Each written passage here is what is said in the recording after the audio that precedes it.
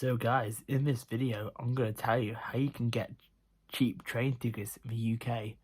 Stay tuned to find out how in this video.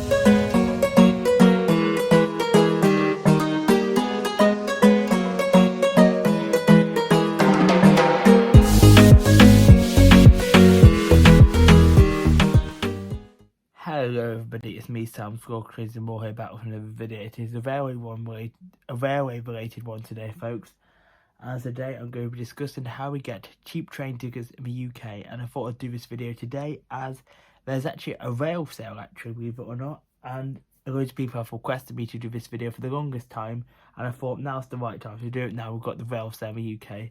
So there's actually a few ways you can get cheap tickets, but first of all we are going to discuss the rail sale up until the 2nd of May, which is why I'm uploading this video on St George's Day, the 23rd of April.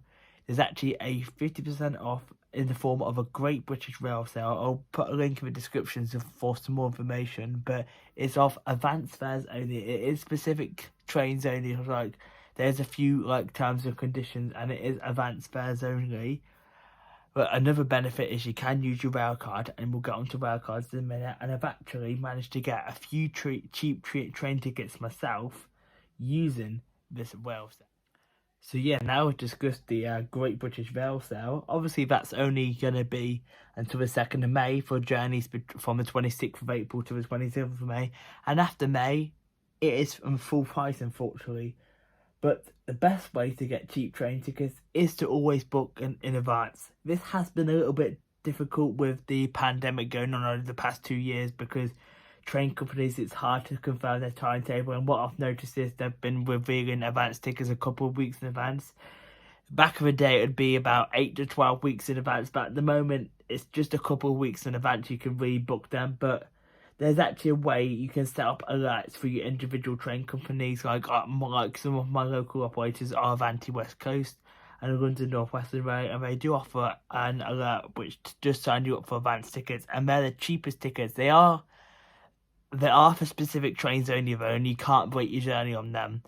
But cheaper tickets typically happen after 9 AM as well. Off-peak day return is quite a good one, because the trains are a bit busier, yes, but they're cheaper than your anytime ones before 9:30.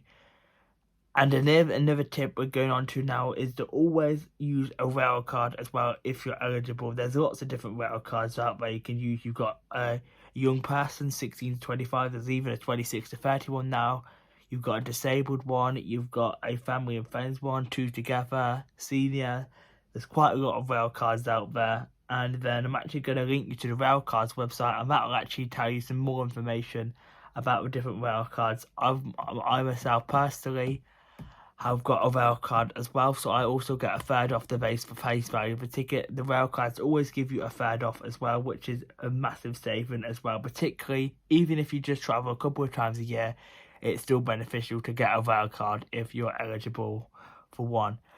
And then yeah, that isn't a way you can also get your train tickets cheaper. And then travel off-peak times if you can as well. And then book your tickets far in advance if you can. If you are a season ticket holder, it is a little bit more annoying, because you can't really, they're a bit more expensive, unfortunately. I can't really give you any tips for them, unfortunately, because I've never actually used a season ticket myself. But they are quite expensive. But one tip I've seen from a video I've watched is always buy your season ticket before the price increases, because typically the price increases between January and April. So if you can buy your season ticket before maybe December, on the run up to Christmas, if you've got spare money, you could actually save money, because they do typically increase the prices as well for tickets by a couple of pounds. In fact, I think this year they went up, I think it's a couple of percentage, but I did notice a few of my train tickets I bought, they have gone up by 10 or 20p. So definitely, if you can, book your tickets and season tickets in just before Christmas, and then you will benefit from having them slightly cheaper. And then another thing to note as well is try and use split ticketing as well, because split ticketing is very, very helpful, and it is perfectly legal to do. There's actually a few apps where you can use it. One of them is TrainPal, and I have used TrainPal before, and I will insert a clip of what TrainPal is about. And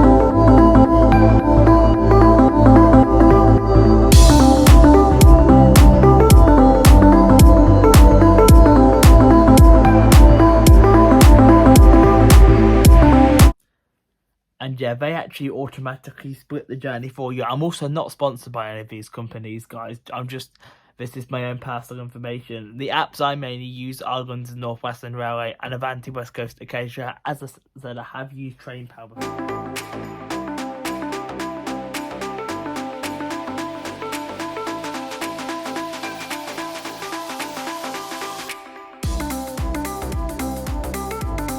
And they actually split the journey automatically, but they only do it at specific stations. And if you want to split your ticket personally, and here's another thing, that it's always more expensive to travel through lots of counties.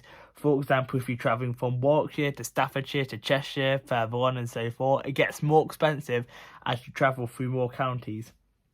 And this is where it's quite better to split your journey at a station that is just inside that county or just before it leaves. For example, before I've looked at a ticket from Rugby to Stafford, which is actually £18 if you just bought the Rugby to Stafford bit with a rail card. However, if you split your journey at Nuneaton and bought a Rugby to Nuneaton and a Nuneaton to Stafford return ticket, you'd save yourself almost £8. And that is very, very beneficial, and it helps you save money.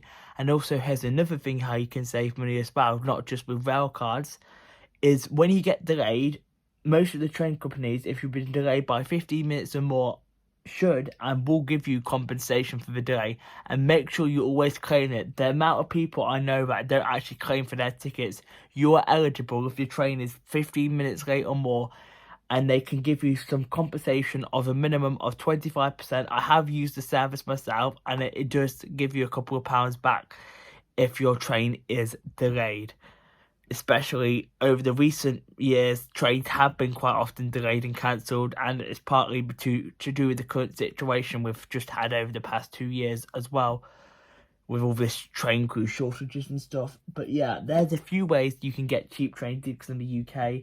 And then I do apologise if I have blabbered on a little bit, but sometimes it is nice to do a bit of a chatty video. But that is how you can get cheap train tickets in the UK. Make sure you check out the apps and websites I mentioned. They are very useful tools, and hopefully you guys will be able to save money on your next train trips. So I hope you enjoyed this video. If you did, leave me a thumbs up, and some comments and some feedback will be appreciated as well. And if you're new to the channel, it would really help me out if you're subscribed, if you're a new subscriber. And if the button's red, turn it to grey, and have the bell for all notifications so you never miss future videos or live streams. I make lots of railway content and travel-based videos on this channel. Right, take care everybody, and bye all guys. Peace out.